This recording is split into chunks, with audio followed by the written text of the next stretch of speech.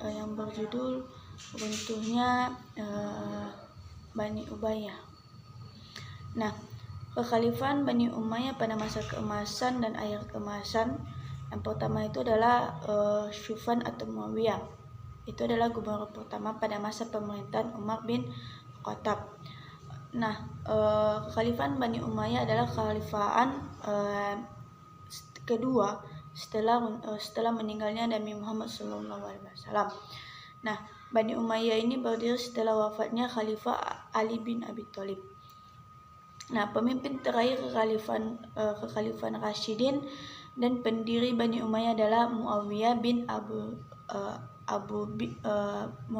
Muawiyah bin Abu dan Utsman bin Affan saat didirikan pada 661 Masehi, yang itu khalifah Bani Umayyah adalah Muawiyah.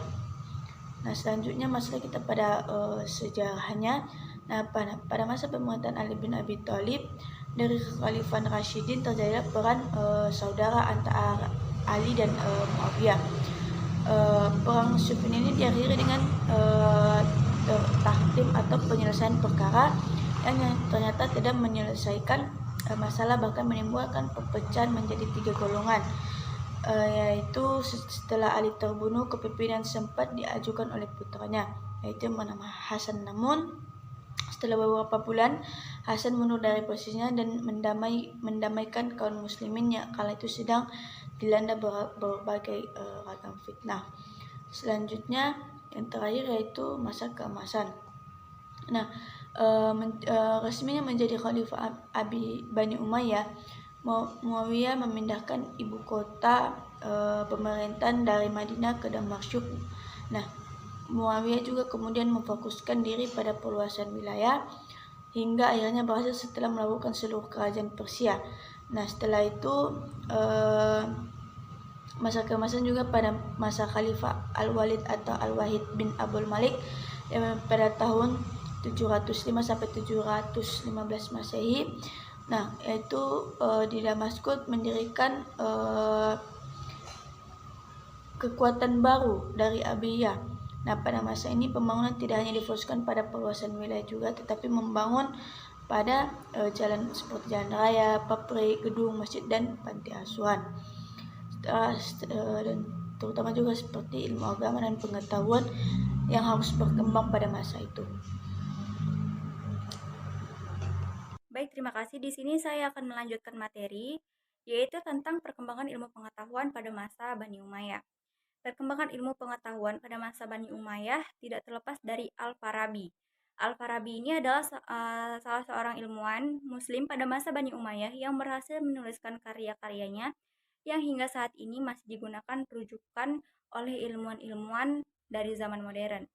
Selain mempelajari ilmu agama, para ilmuwan Muslim dari masa Bani Umayyah juga belajar ilmu bahasa, kesenian, filsafat, geografi, sejarah, kimia, fisika, kedokteran, dan astronomi. Lalu selanjutnya khalifah-khalifah Bani Umayyah.